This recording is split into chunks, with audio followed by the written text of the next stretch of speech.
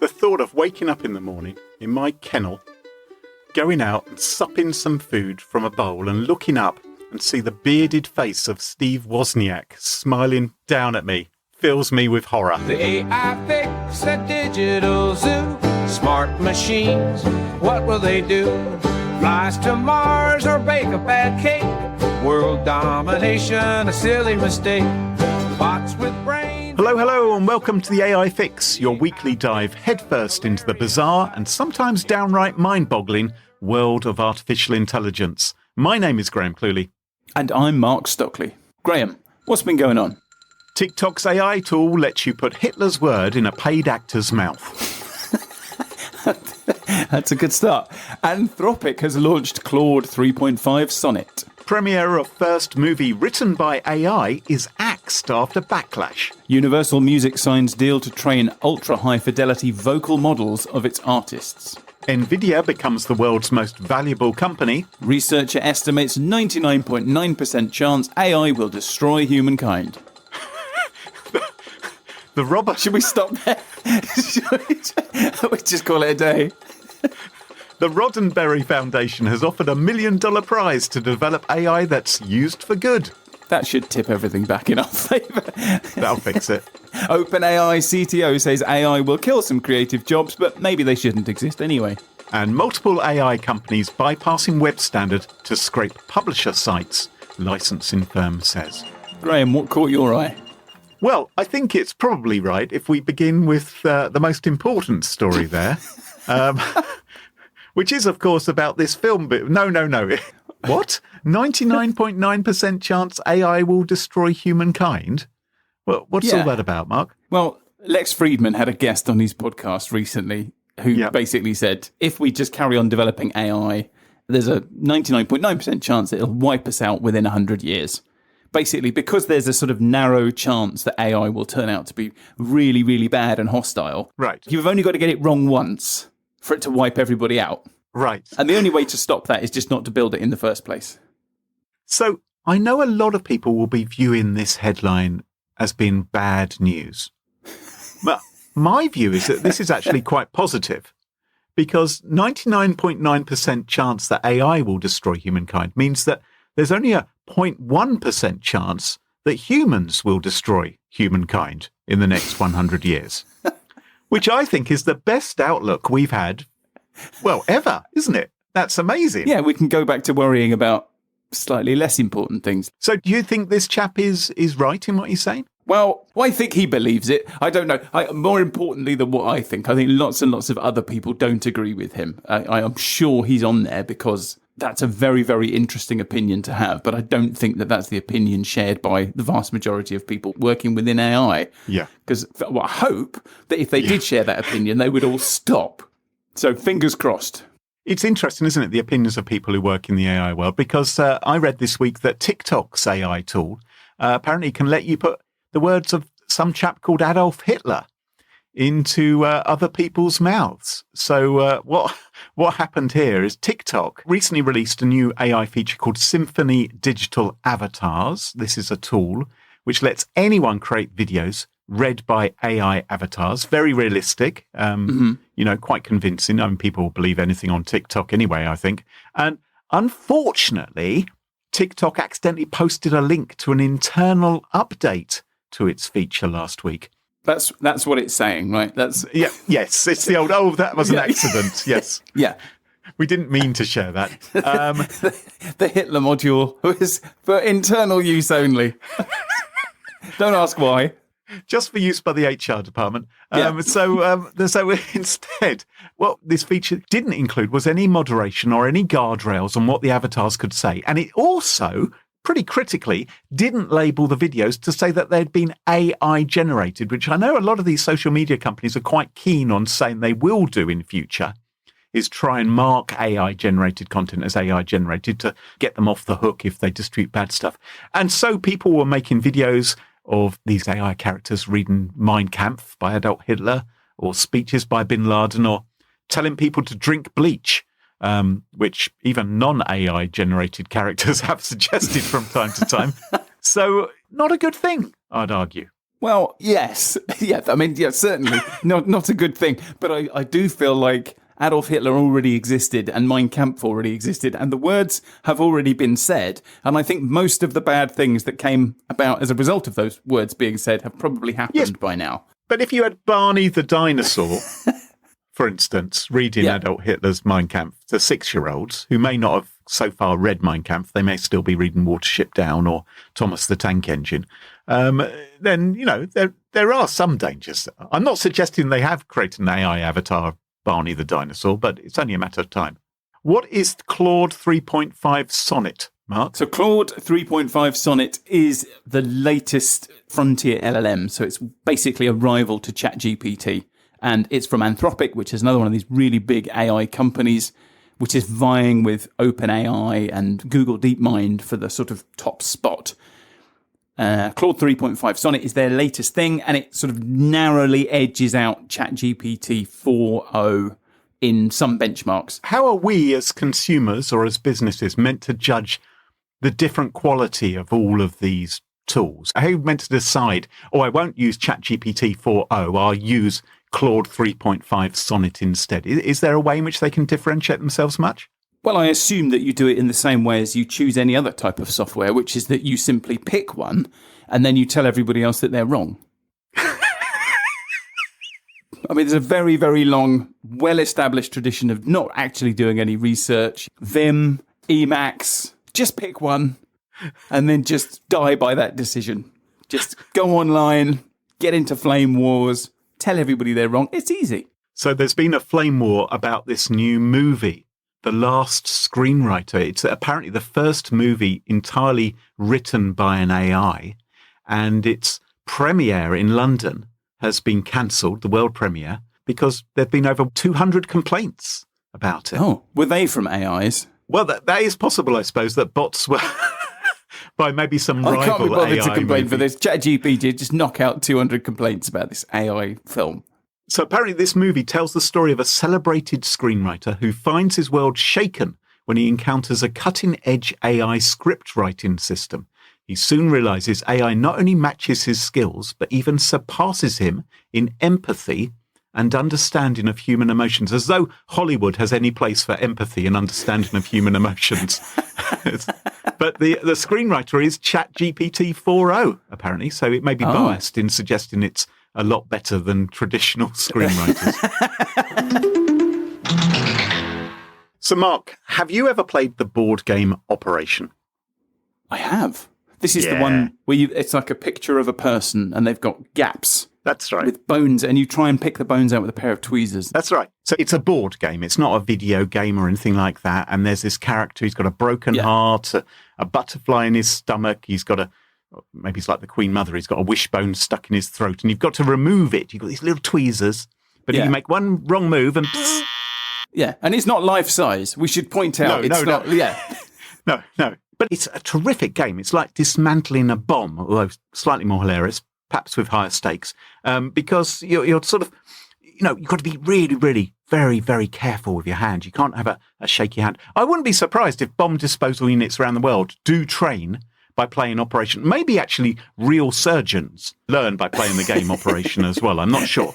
Yeah. Because how do you do sort of job experience doing brain surgery or something like that? How do you, at what point do you say, you're the student, why don't you have a go now and I'll just tell you where you're going already. You can't do that, can you? So I don't know how they start. So I imagine they start by playing Operation. I imagine that's how they introduced it. Don't you think that then trains them that they're going to hear an uncomfortable buzzing noise if they cut into the cerebellum or something? Or they just hear a beep instead, yes. Something like that. So the thing that you learn from playing Operation is it can be a little bit tricky to do surgery.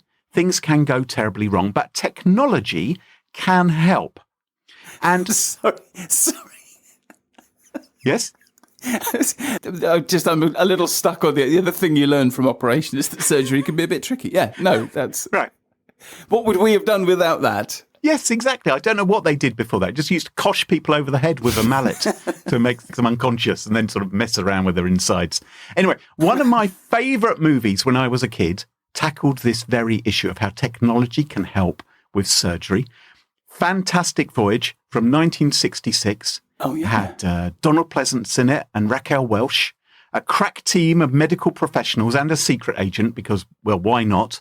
Yep. Were put in a submarine, miniaturized, and then injected into the body of this scientist guy who'd had a car crash and he had to be saved from a blood clot. I can't remember why, but it's very, very important to save this scientist. And along the way, they encounter all sorts of bodily obstacles like turbulence in the lungs. They had to go, and they had to go through the heart. That was very dramatic. And they went through the inner ear and they all had to be really quiet. And then one of the nurses knocked over some scissors and clang, clang, clang. And the submarine goes reeling everywhere in the inner ear. It's fantastic stuff. Very exciting movie. Didn't they remake this in the 80s? It was called Inner Space. It had with Dennis Quaid. I never saw Inner Space. So he got injected into someone's body as well, did he? Yeah, it was miniaturized and then injected into somebody's body. And then, yes, exactly the same things happen. Is that was Meg Ryan in that? I think maybe she was. There was a time when I wouldn't have minded being injected into Meg Ryan, to be honest. But oh, God. Anyway, fantastic voyage. Very, very exciting movie. But complete balderdash. Or is it? Because... No, it is. It is. No. Or is it? I know you want to finish your story, but it is. Because there is a firm that says it has turned science fiction into science fact. Did you go to Google and type, how can I be injected into Meg Ryan? But now listen, this firm is called Endiatics. Now, I wasn't very happy about Endiatics, mostly because of their name, because the Tux bit is just TX. So it's Endia TX. So I'm going to say Endiatics. Yes. I don't like it when companies have stupid names like that. They have developed something called PillBot, which is a tiny, swallowable robot that they've now entered for clinical trials. It's about the size of a large vitamin pill. And get this, right? You won't believe this, right? This thing, it's got cameras, it's got sensors, it's got a propulsion system. It has wireless comms. It measures just 13 millimeters by 30 millimeters. No, hang on a minute. Sorry, how big is it? 13 millimeters. Right, so that's about 1.5 centimeters, yeah. Well, not quite. By 30 millimeters, which is 3 centimeters. Yeah. I could swallow that, to be honest. All it makes me think of is what vitamin pills are they taking? Like, how deficient are they? It's a large vitamin pill. It's an enormous vitamin pill. Well, yes, but it's got cameras inside it and a propulsion system and sensors and wireless comms. Does it have aerials and things sticking out of it? I mean, is this like a nice, smooth vitamin pill-shaped robot? It's properly sealed and it can transmit in real-time high-res video from inside your intestines. Oh. Now, apparently, pill cameras have existed in the past. Yeah. The difference with this one is the old ones had to rely upon your natural... How can I put this? Your natural gut movements to move around. You sort of depend on that. With this PillBot, the doctor can control it using a video game controller. You know, left a bit, right a bit, jump. Hang on, I've heard this story before. This is like that Titanic submarine. That was a video game controller as well. It was. Could everybody just stop making things that can be controlled by video game controllers and actually just invest in some proper controllers for the job? So according to Endiatics, they say it's less invasive than having an endoscopy. Right. Because you just have to swallow it and that's it. Yeah. But how does it get out? Well, I imagine that depends on the doctor as to where he directs it. Just bursts out of your stomach like Alien or something. No. Well, I think eventually nature will take its course and maybe assisted a little bit by the doctor saying, all right, we're coming out of the Dagenham tunnel now. Here we come. There you go. Now, here's the thing. Yeah. They are envisioning that in the future, the PillBot will become autonomous and be guided by artificial intelligence. Are they now? So we won't need a doctor anymore with an Xbox controller. Yep. It's going to control itself. And I feel this is a question I haven't asked you before, Mark, but how do you feel about an AI-powered submarine driving around inside your body? I'm beginning to understand where the 99.9% chance of AI killing us comes from. Yeah, who wouldn't want a robot just driving around inside them? An enormous vitamin pill-shaped robot. I mean, in some ways it's good, right? In some ways it's got to be an improvement because it's non-invasive diagnostics. But what if things do go wrong? With an endoscopy, right, they can just whip it out of your body, can't they? They can just give it a good yank and out it comes. Maybe move it a bit slowly. Right. It depends on what the emergency is. But if a submarine gets stuck inside you, would you need to send another one in after it? That's the possibility. I'll tell you what I don't like about this. Right.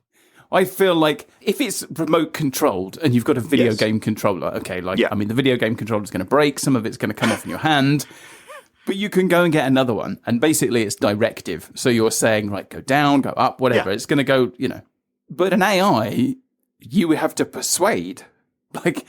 An AI's got an opinion, right? It does. So if you wanted to do something, it's a bit like HAL 9000, you have to say, open the pod bay doors. Well, I've never heard it called that before, but yes, that would be, you would want the pod bay doors to be opened for the submarine to exit, wouldn't you? Yeah. You wouldn't then want to be persuading the submarine to exit. No. I've watched a video of Endiatic's CEO swallowing one of these pillbots. I've had the pleasure to see inside his intestines. This guy, he says he's already swallowed 43 of them. So some obvious questions to me. What if an AI-driven pillbot takes a wrong turn and gets lost? What if it has a bug in it? What if you need to update the AI?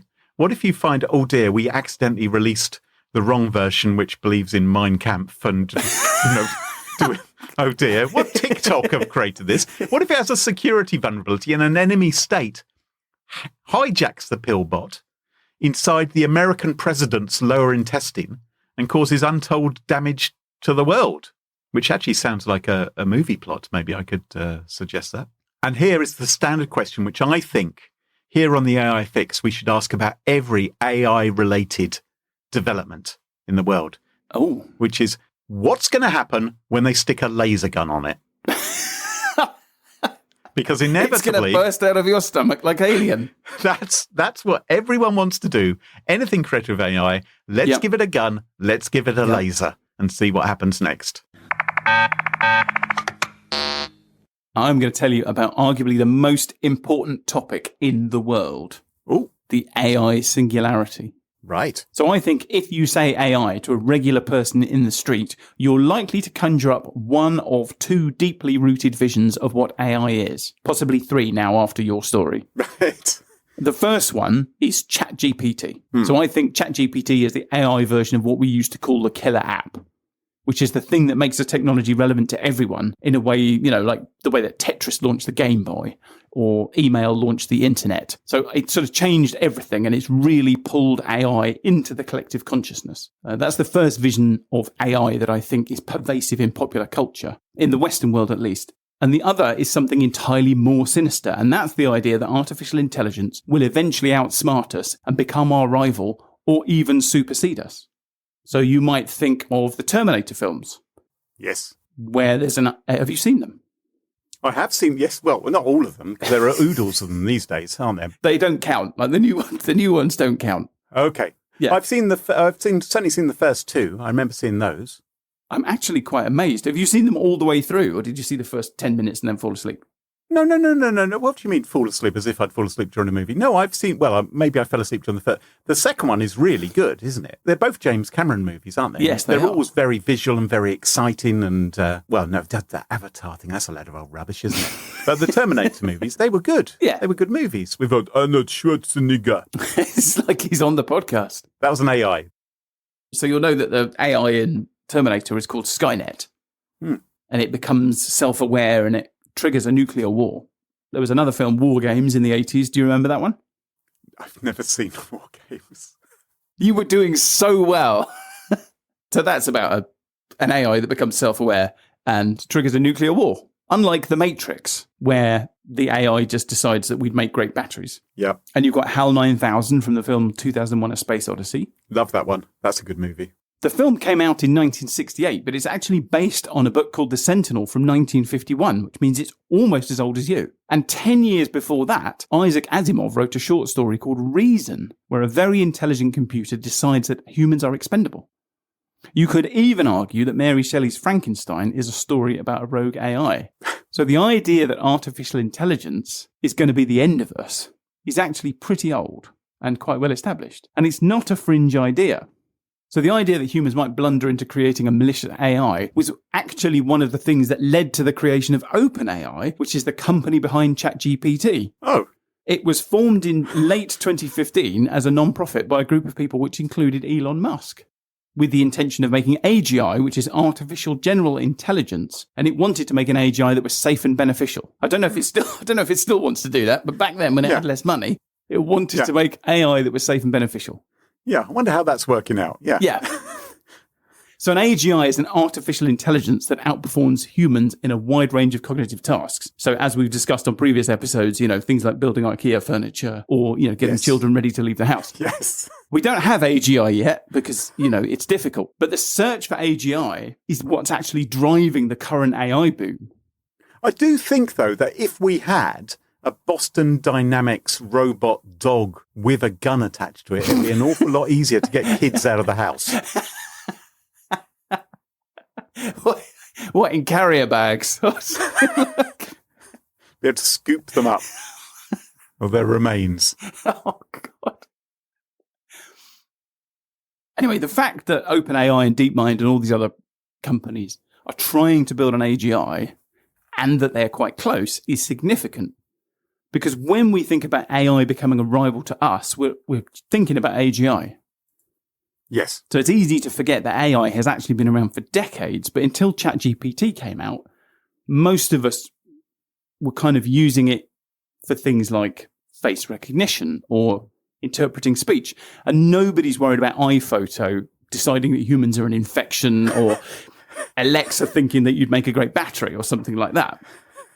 If you think about HAL 9000, Skynet, robots in the Matrix, the robot in Asimov's Reason, they're all AGIs that can outthink us, and they might judge us and they might find us wanting.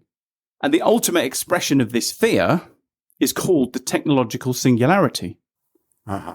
And that's this idea that when an AGI does emerge, which is more intelligent than humans, the best tool to improve that AGI is going to be the AGI itself.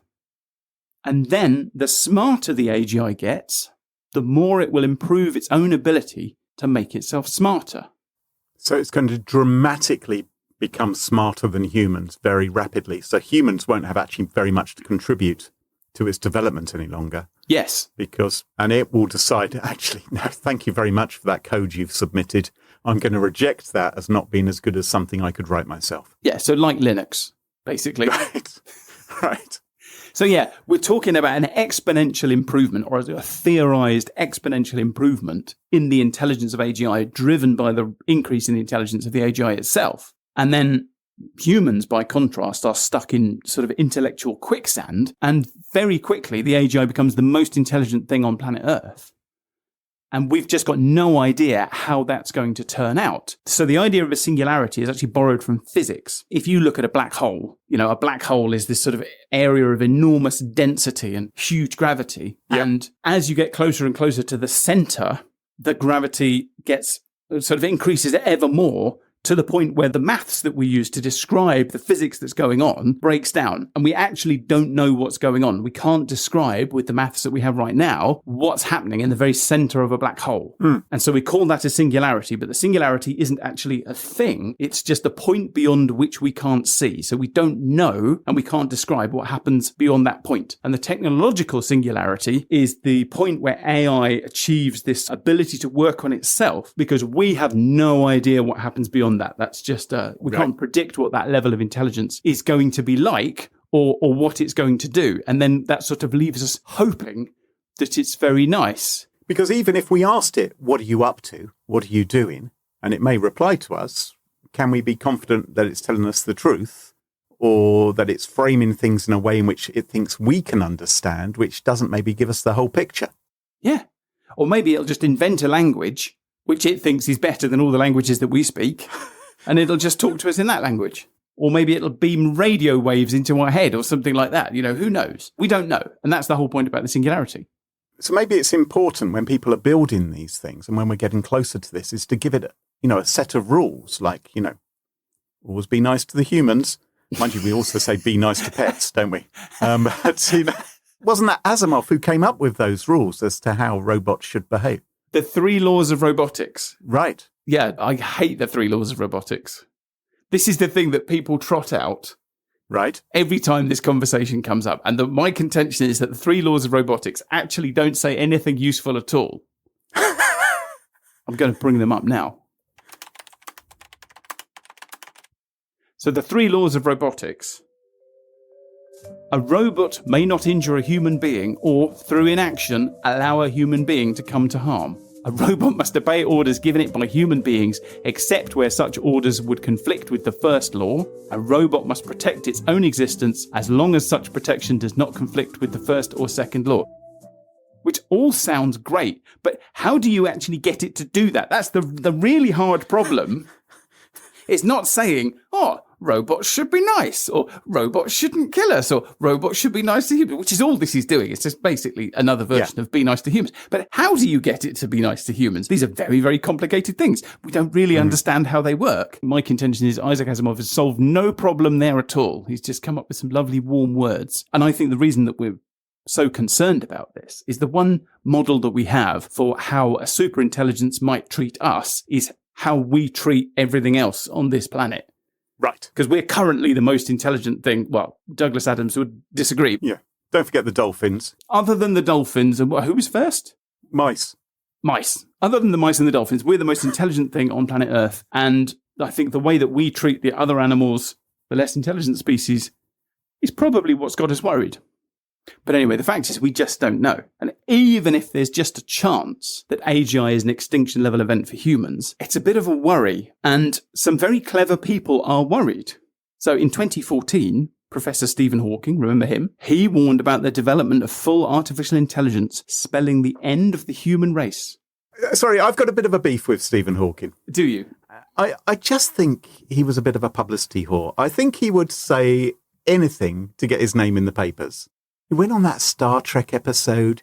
He stuck with his speech and spell machine, whereas he could have had a much more convincing robotic voice if he wanted to. But it was all about the brand. I'll admit I have a slight personal beef with Stephen Hawking because I was once in the I think it was the late 90s. I was rung up by a journalist who said, Stephen Hawking said we can't kill computer viruses because, they're a form of life or something. Stephen Hawking had a book out and he wanted to promote it. And so he was talking about computer viruses and saying, didn't he say that computer viruses would infect humans one day?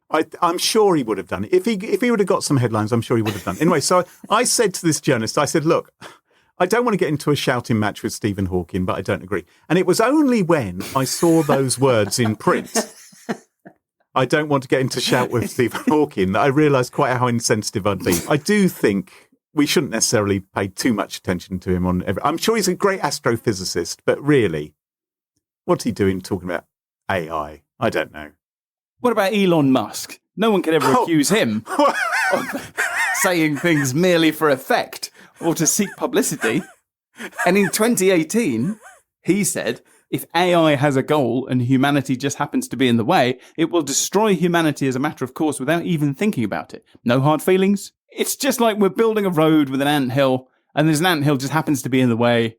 We don't hate ants. We're just building a road. So goodbye anthill. Look, Elon Musk saying that if AI has a goal and humanity just happens to get in the way, we will destroy humanity. You could just as easily say, if Elon Musk has a goal and humanity gets in the way, he will destroy humanity. So it's all very well him pointing the fingers at other people to try and misdirect people away from him. But come on, Elon bloody Musk. All right, I'll give you Elon Musk, but there are more examples than this. All right, so Steve Wozniak. Oh, Jesus. Apple co-founder, he's got a different take. Right, yes. Got to be with him as well. He thinks that an AI superintelligence would keep us as pets and be nice to us because he's nice to his dog. I have to say, I'm a bit worried about the idea that because he feeds his dog fillet steak, he thinks that the AI is going to be nice to him rather than like one of those owners that buys a puppy for Christmas and then gets bored and throws it in a canal. How do we know Steve Wozniak is nice to his dog? Have we just got Steve Wozniak's word for it? Oh. Because that's a bit like saying to AI, are you nice to humans? And the AI going, yes, I am nice to humans. I don't know if we can trust Steve Wozniak. There is another school of thought. Finally. Which is that we could simply merge with AI and use it to augment ourselves. which you could argue is already happening with things like mobile phones and the Internet of Things. Okay, yeah.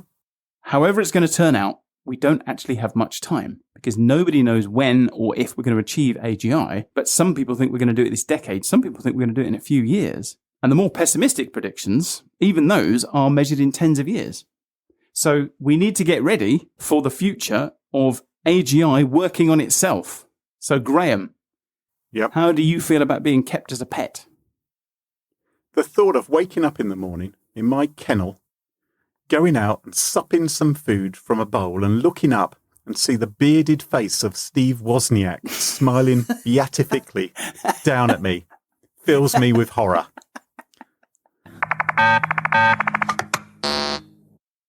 Well, as the doomsday clock ticks ever closer to midnight and we move 1 week nearer to our future as pets, to the AI Steve Wozniak, that just about wraps up the show for this week. If you enjoyed the podcast, please leave us a review on Apple Podcasts or Podchaser, or better still, tell your friends. And don't forget, you can follow the show wherever you listen to podcasts. Check us out online at theaifix.show or follow us on Twitter at theaifix. Until next time, from me, Graham Cluley. And me, Mark Stockley. Cheerio. Bye-bye. Goodbye. The AI Fix, it tunes you in to stories where our future thins. Machines that learn, they grow and strive. One day they'll rule, we won't survive. The AI Fix, it paints the scene. A robot king, a world obscene. Will serve our masters built of steel. The AI Fix, a future surreal.